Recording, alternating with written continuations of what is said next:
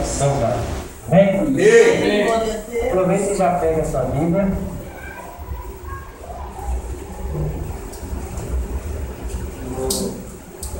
Deus, poder e glória. Tio, Pai. E abra comigo o Evangelho de São Marcos, no capítulo 6. Evangelho de São Marcos, capítulo 6.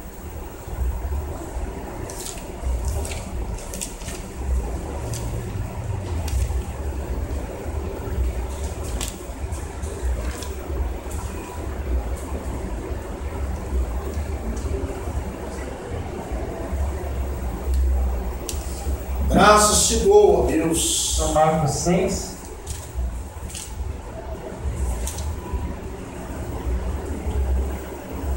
A partir do versículo 30. Marcos 6, a partir do versículo 30. Glória a Deus. Todos acharam?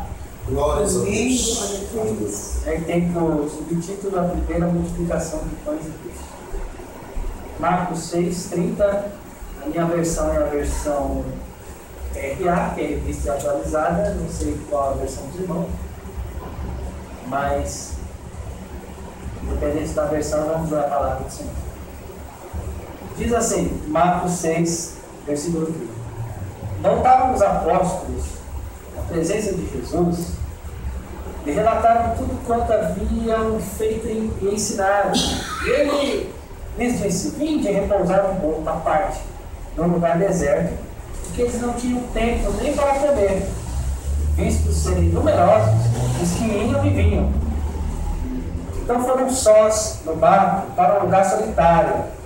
Muitos, porém, os viram partir e, reconhecendo-os, correram para lá, a pé, de todas as cidades, e chegaram antes deles.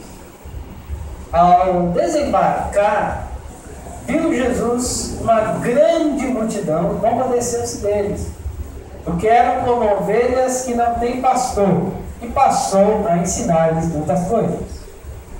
Em determinada tarde, vieram os discípulos a Jesus e lhe disseram: é deserto este lugar, e já avançada a hora. Despede-os, para que, passando pelos campos ao redor e pelas aldeias, comprem para si o que comer. Porém ele lhes respondeu: dai-lhes vós mesmos de comer. Disseram-lhes: iremos comprar 200 denários de pão para lhes dar de comer? E ele lhes disse: quantos pães tendes? E de pé. E sabendo eles, responderam: 5 pães e 2 peixes. Então Jesus lhes ordenou que todos se sentassem em grupos sobre a relva verde. E fizeram, repartindo-se em grupos de 100 em 100 e de 50 em 50. Tomando ele os pães, os 2 peixes, erguendo os olhos ao céu, os abençoou. Partindo os pães, deu-os aos discípulos, para que os distribuíssem, e por todos repartiu também os 2 peixes. Todos comeram, se fartaram, e ainda recolheram 12 cestos cheios de pedaços de pão e de peixe. Os que comeram dos pães eram 5.000 homens. Pode se assentar. Glória a Deus. Louvado seja teu nome, Senhor. Yeah. Eu confesso aos irmãos que, enquanto eu estava ouvindo aqui a pastora, compartilhando o seu testemunho, e onde ela diz que essas são as coisas que Deus tem feito, que são coisas pequenas, né? Essa expressão que ela usou, né? Na expressão dela, coisas pequenas, mas, ao meu ver, segundo o meu entendimento, quando um crente, uma pessoa, reconhece a obra de Deus ou o favor de Deus em pequenas coisas ou em detalhes que nos parecem pequenos, para mim, esse é um grande sinal da obra de Deus na vida dessa pessoa. Porque, irmãos, não tem como visualizarmos uma grande obra de Deus em nossa vida, na nossa família, na nossa casa, enquanto não percebermos os pequenos detalhes, os pequeninos detalhes de Deus nessas coisas. Então, enquanto ela estava agradecendo a Deus, sendo grata a Deus, foi onde eu pensei em abrir esse texto para compartilhar algumas ideias dentro do texto. Se tivesse que dar um tema, eu colocaria ideias que alimentam. Louvado seja Deus. Ideias que alimentam.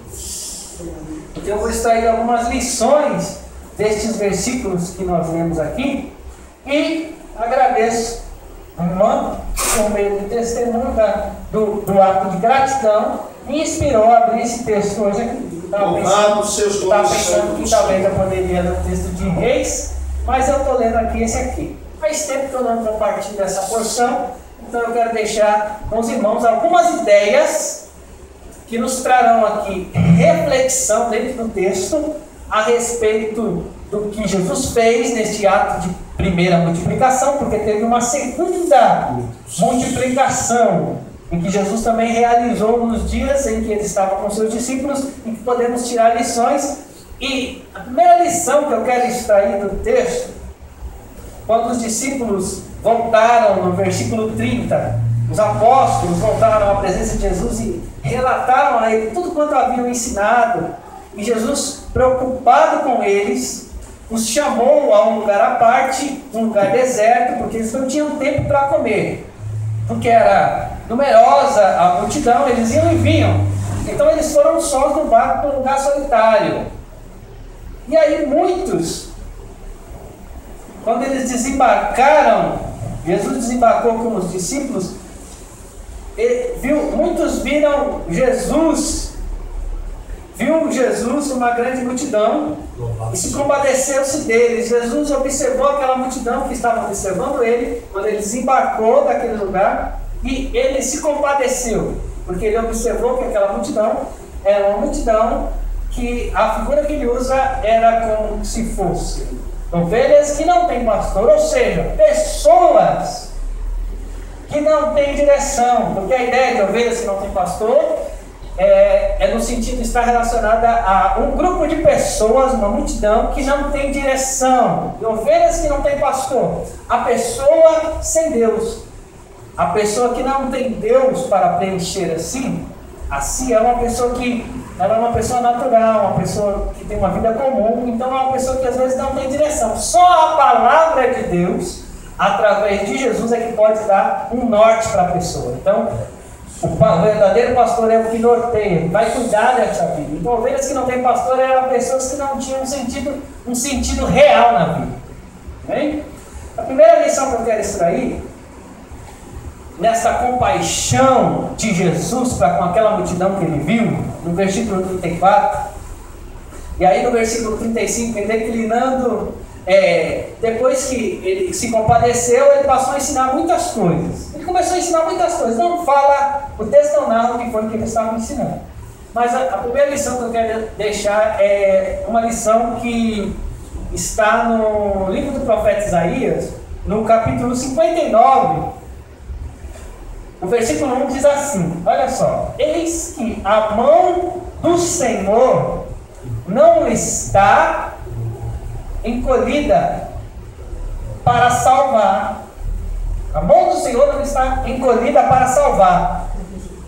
E a segunda coisa que o texto diz, de Isaías 59:1, é que os seus ouvidos não estão agravados para o ouvir. Então, em uma linguagem assim, antropomórfica, né? Como se Deus estivesse fosse estabelecido de um corpo. Deus é espírito.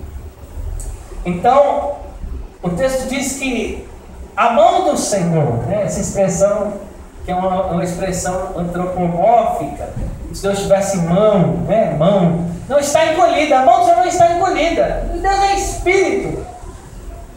Ele tem uma mão para abençoar, para estender, para socorrer. Então a mão do Senhor não está encolhida para salvar.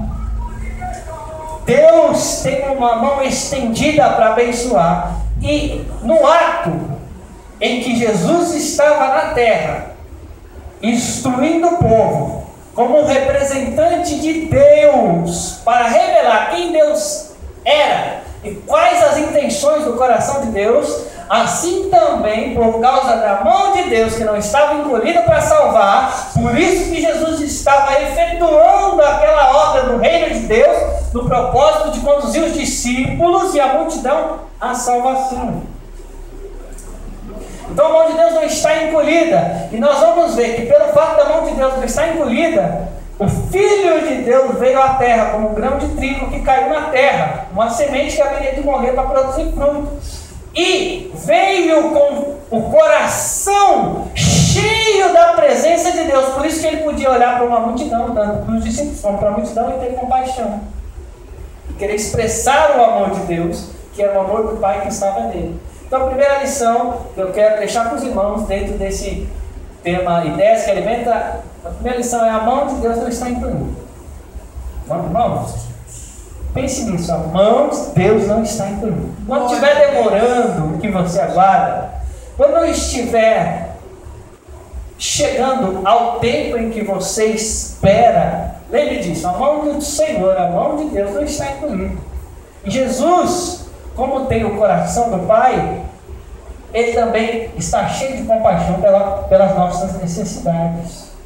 E foi por isso que ele se compadeceu daquela multidão. E o versículo 35 diz assim: declinando a tarde, quando começou a chegar a tarde, escurecendo-se, né, aquela tardezinha vai chegando, os discípulos chegaram a Jesus e disseram: ó, Jesus, esse lugar é deserto, a hora avançada, está escurecendo ali, Jesus. Olha esse povo, despede esse povo, Jesus, para que eles vão para os campos em redor, pelas aldeias, para que eles comprem alguma coisa para comer aí. O povo está faminto. Versículo 37, porém ele lhes respondeu: dai-lhes vós mesmos de comer.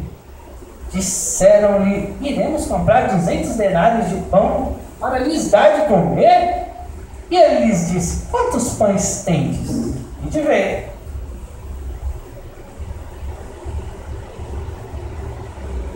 E sabendo, eles responderam: 5 pães e... Presta atenção. A primeira lição: a mão de Deus não está encolhida para salvar. Por isso que Jesus estava ali no propósito de discipular, porque, deixa eu contar um segredo para os irmãos, o maior interesse de Jesus no ato da multiplicação não está relacionado apenas a alimentar o estômago do povo que veio de longe e não tinha o que comer. Porque Jesus está em profundo treinamento com os discípulos. Então, a escola de Jesus é uma escola dinâmica. A escola de Jesus é uma escola ativa, é uma escola prática, onde os ensinos, eles não são dados somente na teoria. Existe a teoria, mas existe a prática. E Jesus estava treinando esses discípulos. E o maior interesse de Jesus aqui é com os discípulos que ele estava treinando. A incredulidade vem no coração dos discípulos. A multidão não tem nada a ver, a multidão vem de longe para ouvir Jesus. Alguns vieram porque queriam ser alimentados mesmo. Na segunda fase, quando ele multiplicou pela segunda vez, a gente vai ver que Jesus falou: vocês estão vindo pelo pão que vocês estão comendo. Mas olha só, Jesus, a maior lição é treinar discípulos para serem discípulos afiados na mensagem do Evangelho de Deus. É a missão de Deus comum. Presta atenção que a maior lição é para os discípulos aqui. E aí, Jesus disse: quantos pães tens? Porque eles falaram: está tarde, lugar deserto, despede esse povo aí para eles comprarem alguma coisa para encher a barriga aí, Jesus. Procurar uma tapioca, ir atrás de uma rapadura aí, eles iam comer um lanche aí em alguma aldeia dessa aí, tomar um cafezinho aí com leite, alguma coisa, porque o povo está tarde. Jesus disse: dá-lhes vós mesmos de comer. Porque essa é a missão do Evangelho do Reino de Deus a todo aquele que é discípulo e crê em Jesus. Porque Jesus é o pão da vida. E nós recebemos a mesma mensagem de ser participante da comunhão com Jesus, que é uma comunhão que temos com Deus através do corpo de Jesus. Quando temos o pão da vida, há em nós uma resposta divina. Glória a Deus. Jesus é a luz do mundo. Então nós temos a resposta que ilumina as pessoas que estão em necessidades, em algumas áreas que estão em trevas. Jesus disse: dá-lhes voz de comer, porque é um ensinamento em que os discípulos, quem é discípulo de Jesus, tem o que repartir, porque recebeu o evangelho. Mas só que aqui ia acontecer um milagre, porque as mãos de Deus não estão encolhidas, as obras de Jesus também não estão ocultas e escondidas. A segunda lição que eu quero extrair, dentre algumas que eu quero compartilhar, essa segunda lição é que a matemática de Deus resolve o problema. Primeiro, a mão de Deus não está encolhida. Segundo, a matemática de Deus resolve o problema. Jesus disse: dá-lhe voz de comer. Eles falavam: mas 200 denários não daria para alimentar o povo. E Jesus disse: quantos pães tem? E de vez, sabendo eles, disseram: quantos pães? 5 pães e 2? 5 com 2. 5 com 2 somatizam-se 7. 7. Contando os 5.000 que estavam ali, parecia impossível, um absurdo. Mas no reino de Deus se trata de uma operação de milagre. Então a matemática de Deus resolve problemas. Na ótica natural, até eu diria: Jesus, 5 pães e 2 peixes não dá para alimentar o povo. Mas a matemática de Deus não é a nossa matemática, que somando-se 2 aos 5, não tem como alimentar os 5.000. Mas a matemática de Deus, irmãos, não está pautada na nossa lógica. Assim como 1 mais 1 são 2, 2 vezes 2 são 4, 4 mais 2 são 6, 6 mais 4 são 10, 10 mais 10 são 20, 5 pães e 2 peixinhos, porque a mão de Deus não está encolhida, pode operar maravilhas. Glória a Deus, aleluia. Deus de poder e glória. Então qual é o segredo? A mão de Deus não está encolhida. Segundo a matemática de Deus, resolve o problema. O segredo, irmãos, é que nós temos que começar a contabilizar as coisas dentro da ótica de Deus. Não devemos nos preocupar quando nós aparentemente olhamos a determinada situação e parece que nos fala. Se estamos no centro da vontade de Deus, se os ouvidos do Senhor não estão agravados, Ele conhece a nossa súplica, a nossa necessidade, Ele é quem nos está direcionando. Se as suas mãos não estão encolhidas, e ainda mais, se estamos debaixo do centro da sua vontade, a Escritura diz: humilhai-vos debaixo da potente mão de Deus, para que ao seu tempo Ele nos exaltar. Então Deus vai exaltar. Qual é o segredo? É o centro da vontade de Deus. Essa mão não está encolhida. E Jesus estava discipulando, ensinando os discípulos a terem fé. Segunda lição: a matemática de Deus resolve problemas. Terceiro, versículo 39. Então Jesus lhes ordenou que todos se assentassem em grupos sobre a relva verde. E fizeram, repartindo-se em grupos de 100 em 100 e de 50. Terceira lição, irmãos: no reino de Deus, para que haja multiplicação em qualquer área da nossa vida, devemos empregar o segredo da organização. Até Jesus, para operar milagre, mostra o princípio organizacional. Os discípulos disseram: 200 denários não nos bastarão para alimentar toda essa vida. Anteriormente ele disse: dá-lhes voz de comer. O que tem aí de ver? 5 pães e 2 peixes. Ele vai mostrar o sinal para os seus discípulos. Deus vai operar por intermédio da palavra do Filho na nossa vida, a maravilha. Mas primeiro Ele quer nos ensinar o princípio de que com Deus as coisas não podem ser feitas de qualquer maneira, não pode ser empurrado com a barriga. E às vezes até no nosso propósito de profetizar, de estender a mão, de declarar, liberar, às vezes algumas coisas não acontecem quê? Porque Deus está esperando a nossa postura, o nosso posicionamento. De vez em quando algumas coisas não estão acontecendo na minha vida, por consequência daquilo que eu sei que Deus está exigindo, uma espera, então não está chegando ainda aquilo que eu estou almejando, o que eu vou fazer? De vez em quando eu vou consertar nas redes. Se eu não estou lançando nas redes ao mar, então eu vou consertar na rede, né? Vendo como está a malha, conserta, porque eu não é tempo de pescar, Deus não está mandando pescar, então eu vou consertando na rede, vou trocando a pintura do barco, vou conversando com o Zebedeu, igual desse, porque, irmão, nós temos que reparar algumas coisas. De vez em quando eu estou em casa e algumas respostas de Deus não estão vindo, sabe o que eu faço? Eu me remexo as gavetas, tiro as minhas roupas, arrumo, dobro, pego os meus livros, tiro o pó, porque Deus gosta da organização, Deus gosta da limpeza, Deus ama aquilo que tem um cheiro agradável, Deus não gosta do desleixo, Deus não gosta da bagunça, Deus não ama a confusão, Deus não ama a sujeira. E às vezes o povo alguns jovens às vezes perguntam, mas como que faz para ser profeta de Deus? Profeta de Deus assim, dá para profetizar? Porque eu falo, vamos começar a escola de profeta dentro do carro. Vou entrar no seu carro. Vou ver como que está. Quer ser profeta de Deus assim, meu filho? A meia-quinha, cueca lá do outro lado. Agora, você acha que Jesus, pelo que ele aprendeu de Maria e de José, se você tivesse um tempo com ele, no tempo em que ele estava com seu pai na carpintaria, você ia ver como ele era. Você aprender como um jovem. Isso eu falo para alguns adolescentes. E quer ser profeta, mas não entende o princípio de Deus. O princípio de Deus também é a organização.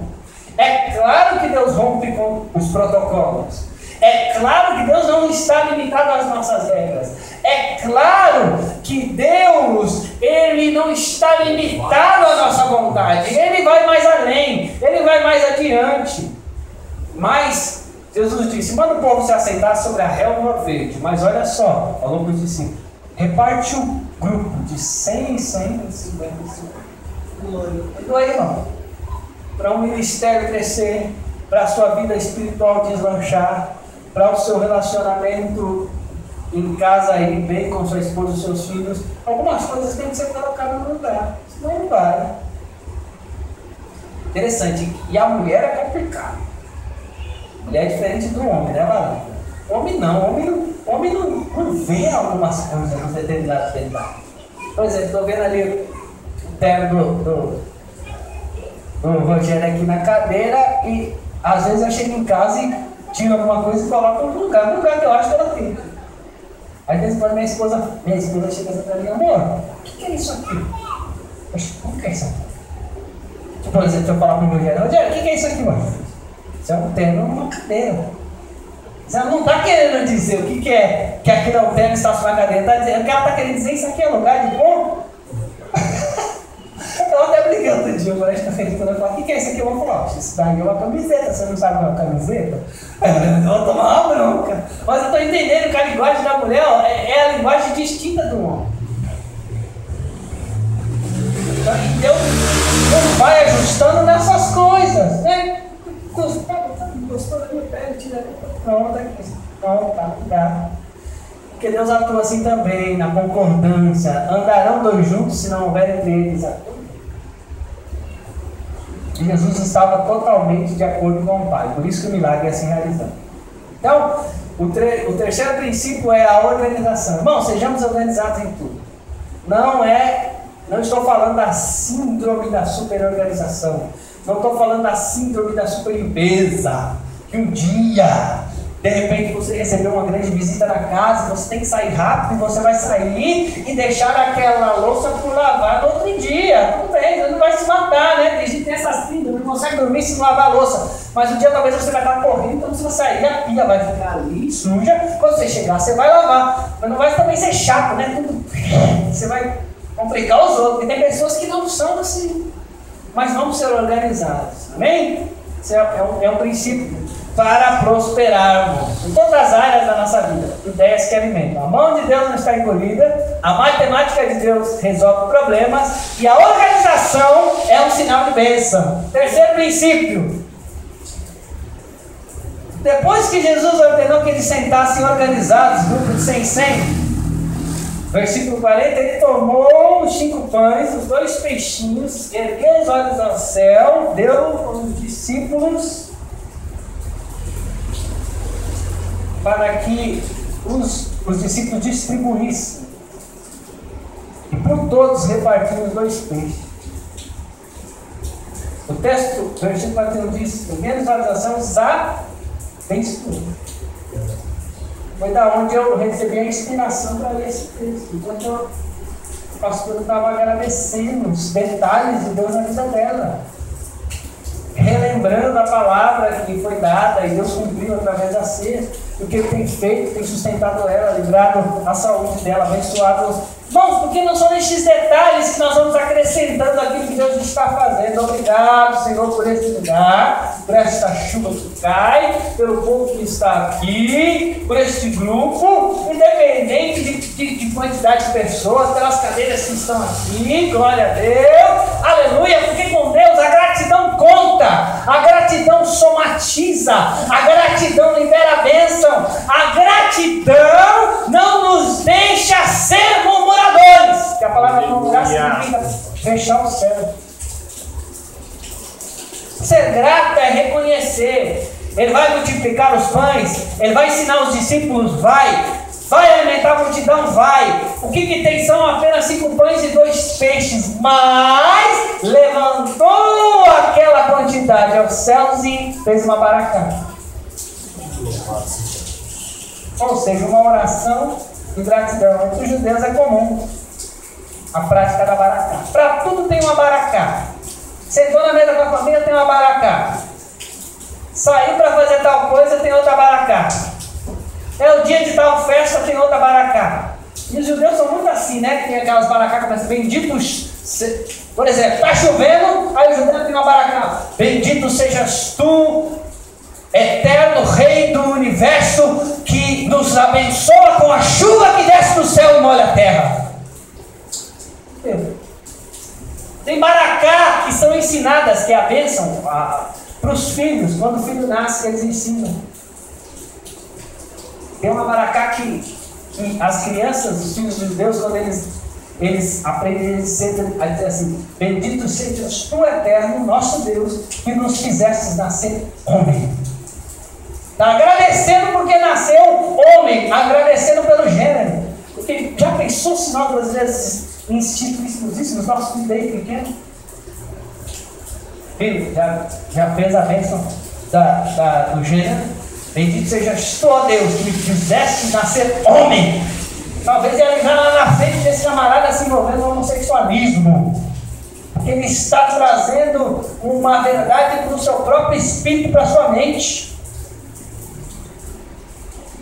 Então, ele levantou aqueles elementos aos céus e agradeceu. E os abençoou. Então, o quarto princípio é a gratidão acrescenta. Vamos ser gratos a Deus. Gratos pela chuva, gratos pela casa, gratos pelo nosso casamento, gratos pelos filhos que Ele tem nos dado, gratos se ainda temos os nossos avós, gratos mesmo se os nossos avós já partiram, gratos se estão vivos os nossos pais ou se não estão vivos os nossos pais. Gratos sejamos a Deus por tudo, em todo tempo, e Ele nos acrescentará em tudo. É uma forma de preservar o coração. Primeiro, as mãos do Senhor não estão encolhidas. Segundo, a matemática de Deus resolve problemas. Terceiro, a organização é um princípio do reino. Quarto, a gratidão acrescenta. E quinto, irmãos, para concluir, porque Jesus, havendo dado graça com aqueles 5 pães e 2 peixinhos nas suas mãos, o segredo, irmãos, é colocar tudo nas mãos do Senhor. A nossa vida, a nossa casa, a nossa família, o nosso corpo, a nossa única botija de azeite, vai ser multiplicado. Se entregar nas mãos do Senhor. humilhados diante dele. Para concluir, também outro princípio é que devemos não desperdiçar as coisas que ele nos tem. Porque, versículo 41, tomou ele os 5 pães e os 2 peixes, deu os olhos a céu, abençoou, partiu os pães, deu aos discípulos para que distribuísse, e por todos repartiu também os 2 peixes, todos comeram e se fartaram, e ainda sobraram 12 cestos dos pedaços dos 2 peixes. Os que comeram eram claros. Eu acho que antes de incluir esse princípio de não desperdiçar, eu quero incluir um outro princípio. Vou tirar isso, deixa esse por último. Que princípio, então, vamos mudar aqui. Repartir, acrescente e multiplique o que temos, é isso. Aleluia. Porque ele pegou, ele não multiplicou, ele falou, cresça agora, multiplique esses 2 peixes. Ele pegou o que tinha, graças te damos, ó Deus, pelo que temos. Desceu com aquilo, pegou os discípulos que estavam sendo os aprendizes que haveriam de levar o evangelho do reino depois que ele partisse, entregou aquilo para os discípulos e disse, agora está aí na sua mão, agora divide com o povo. Repartir, dividir e distribuir é um princípio espiritual. Quanto mais repartimos, quanto mais dividimos, mais Deus acrescenta. Isso é um milagre. Ele colocou na mão dos discípulos. Os discípulos partiam e distribuíam. Na hora que distribuía, quem recebia, repartia e distribuía. E à medida que ia repartindo, ia acrescentando. Então, irmãos, repartir. Tem até provérbios que fala assim. Esqueci qual é o provérbio, mas tem provérbios que fala isso. Então, repartir é sinal de querer a multiplicação de Deus. Não importa. Talvez você não tenha uma cesta básica para entregar, mas talvez você possa dividir pelo menos a quantidade de feijão e arroz que você tem. À medida que você reparte, você tem uma semente. Eu já vi Deus fazer tanta coisa. Eu entendi que esse negócio de repartir acrescenta mesmo. A gente reparte, distribui, Deus acrescenta. De vez em quando eu gosto de fazer alguma coisinha caseira, um pãozinho caseiro, né? Aí de vez em quando assim, lá em casa são eu e minha esposa, nós não temos filhos ainda, então às vezes a gente faz uma receita de um pão, são 3 pães grandes. Sempre que faz sobra, para nós sempre dá 1,5. Então, às vezes eu sempre gosto de escolher alguém, algum vizinho, algum amigo, eu escolho, olho, aí eu vou e levo. Então eu gosto de repartir. Deus sempre abençoe. Deus sempre gera relacionamento.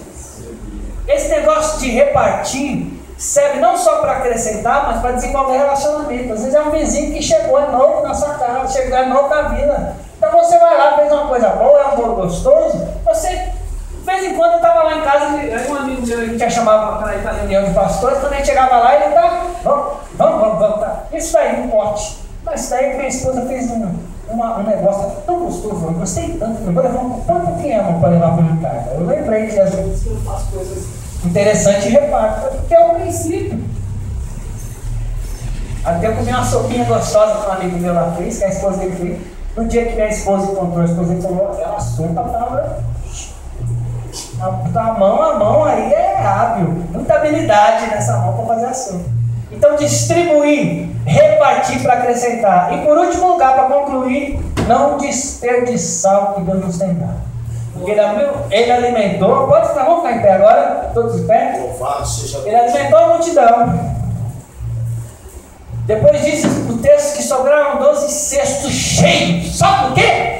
Porque ele precisava mostrar os discípulos aí, vocês não estavam acreditando, pensando que precisava 200 denários para alimentar. Mas um dia eu não vou estar mais aqui. Vocês têm que aprender que vocês são discípulos que têm o pão da palavra e podem alimentar o povo. Vocês são supridores de necessidades. Aleluia. Então vai sobrar 12 cestos para cada um levar, para acreditar.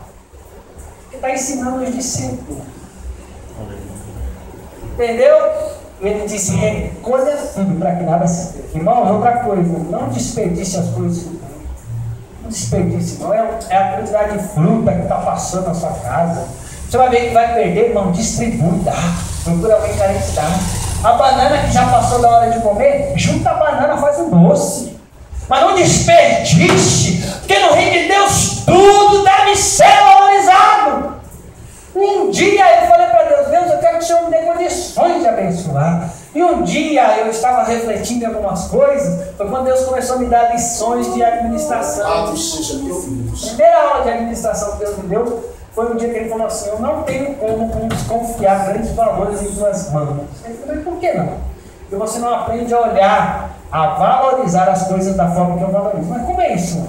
E ele falou, lembra do texto aí que meu filho multiplicou 5 pães e 2 peixinhos para mais de 5 mil? Você tem que começar a dar valor para as coisas mínimas. E enxergar como eu enxergo.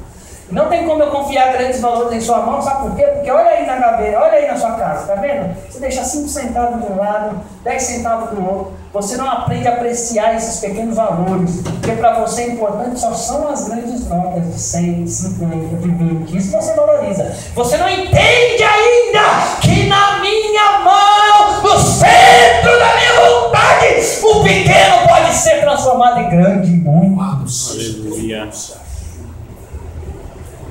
Depois que Deus me deu essa aula, eu sempre ando com as bolsinhas com ela.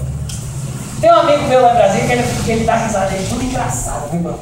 Engraçado. É um único amigo meu, homem, que anda com bolsinha de moeda. Se você soubesse a lição que Deus me deu, através das moedas. De vez em quando eu até brinco. Quando eu sei que minha sobrinha tem muito as moedinhas pequenas, eu troco às vezes, dá em todas de 5, de 10, e passa tudo pra cá que eu te dou de 50 também. Porque toda vez que eu olho para esses pequenos valores, eu lembro de como Deus começou a me ensinar a multiplicar e como Ele me ensinou a administrar. Depois de lá para cá, irmão, Deus tem feito milagre. De vez em quando o povo olha assim, como que você é um missionário fazendo isso e vai para lá, vem para cá, descansa e vai viajar, passeio por o segredo é um milagre, sim, mas o segredo também é a boa administração, é a economia, é guardar, tirar uma parte, dividir. Então que Deus nos abençoe.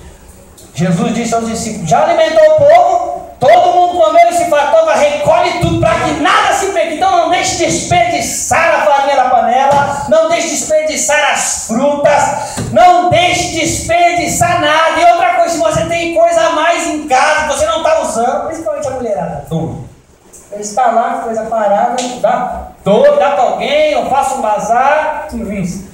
Deus seja eternamente louvado. Obrigado pela oportunidade. Glória a Deus.